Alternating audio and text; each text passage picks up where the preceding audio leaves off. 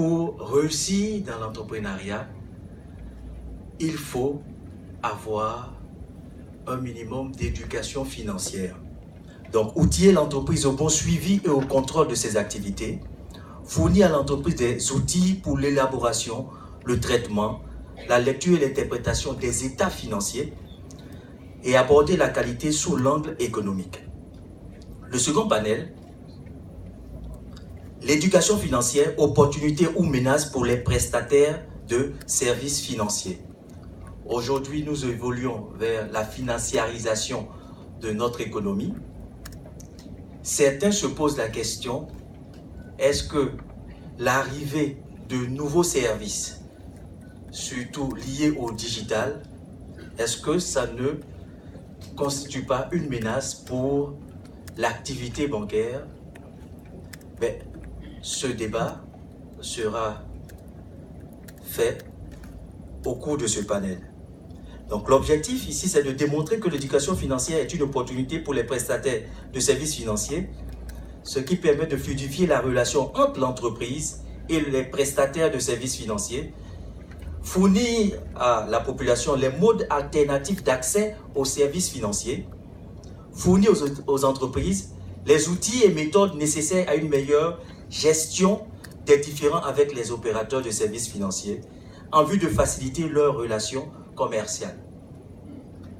Le troisième panel, rôle de l'éducation financière dans l'inclusion financière des populations. Sans trahir un secret, ce troisième panel est le panel préféré des membres du conseil exécutif. Il s'agira de voir le rôle de l'éducation financière face à l'utilisation des produits financiers. Et également, quelle politique pour l'éducation et l'inclusion financière des jeunes. Donc, l'objectif, c'est de donner une culture financière de base aux populations. C'est d'améliorer la connaissance des produits financiers et concepts financiers. Et surtout, renforcer les capacités des populations à une meilleure utilisation des services financiers.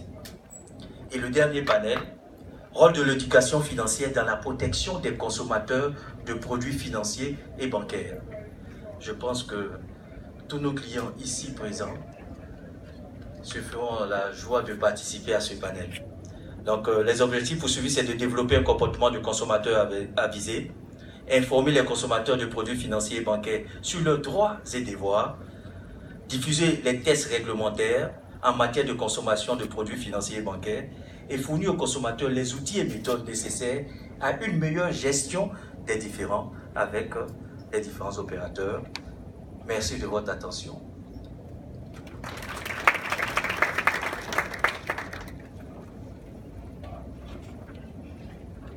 Merci infiniment, Monsieur Serge Kwamenan, directeur exécutif de l'APBFCI, pour la présentation donc, de ces journées. Tout le monde est appelé, c'est important de pouvoir relayer cette information pour enrichir effectivement le débat et y contribuer. J'aimerais maintenant ici donner la parole au président de l'association qui va nous parler certainement du civisme financier, pour reprendre ces quelques termes, chose importante à ses yeux. Mesdames et messieurs, veuillez chaleureusement recevoir Monsieur Guy Coisan, directeur général de Versus Bank, sous vos chaleureux applaudissements.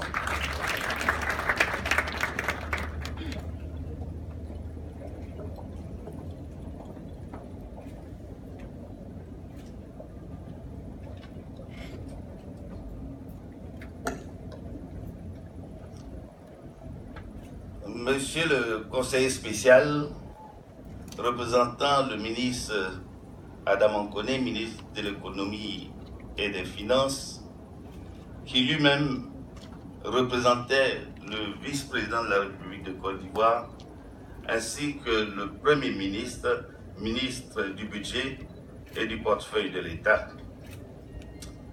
Monsieur le représentant du président du Conseil économique et social, le conseiller Roger Coisan,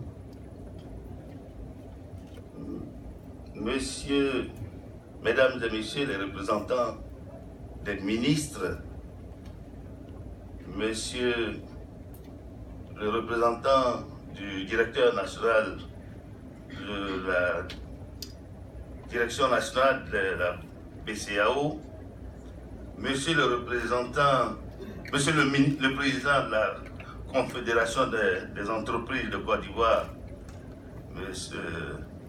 Jean-Marie Aka,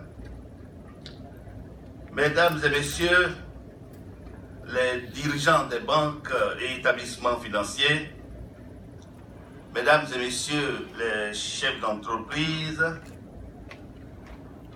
Mesdames et Messieurs, Madame et Messieurs les membres du Conseil exécutif de l'APBFCI, distingués invités, chers amis de la presse, Mesdames et Messieurs, permettez-moi, avant tout propos, de souhaiter à toutes et à tous la bienvenue à cette 4e édition des Journées du banquier, les JDB 2017. L'Association professionnelle des banques et établissements financiers vous remercie pour l'honneur que vous nous faites de prendre part à cette rencontre. Votre présence nombreuse et distinguée traduit tout l'intérêt que vous portez à la vie de notre association, en même temps qu'elle rehausse son éclat et en rajoute à la solennité de cette cérémonie. Merci à toutes les délégations étrangères venues partager leur expérience avec les acteurs de notre industrie. Monsieur le représentant du ministre des Finances, lui-même représentant le vice-président de la République,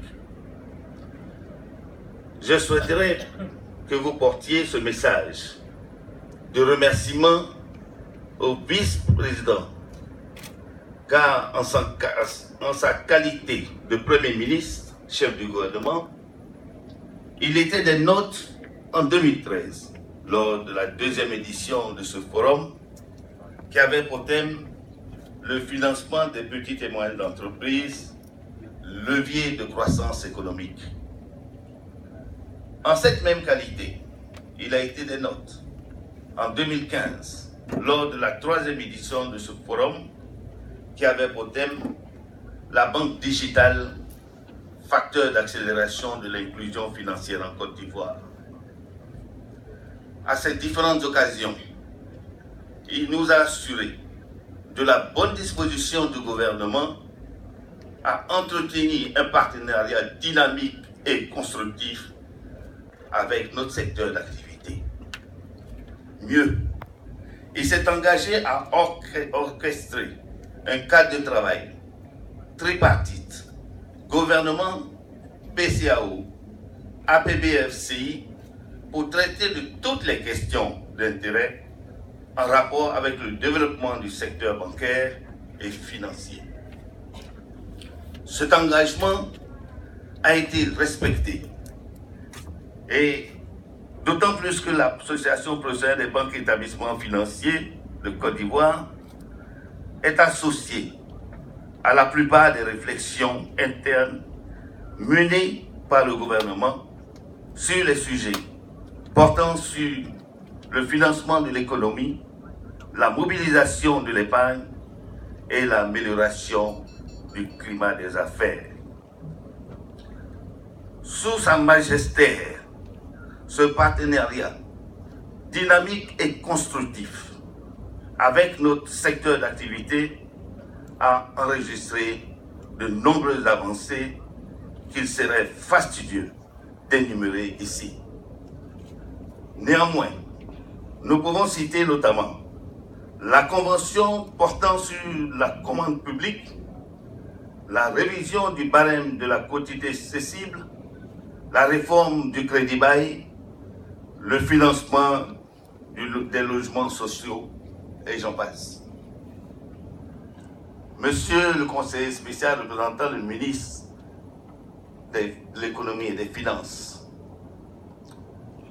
votre présence ici, malgré l'agenda tout particulier qu'on vous sait, que nous savons très chargé, est également un témoignage supplémentaire de votre engagement à nos côtés nous vous en savons gré et voudrons vous remercier très chaleureusement.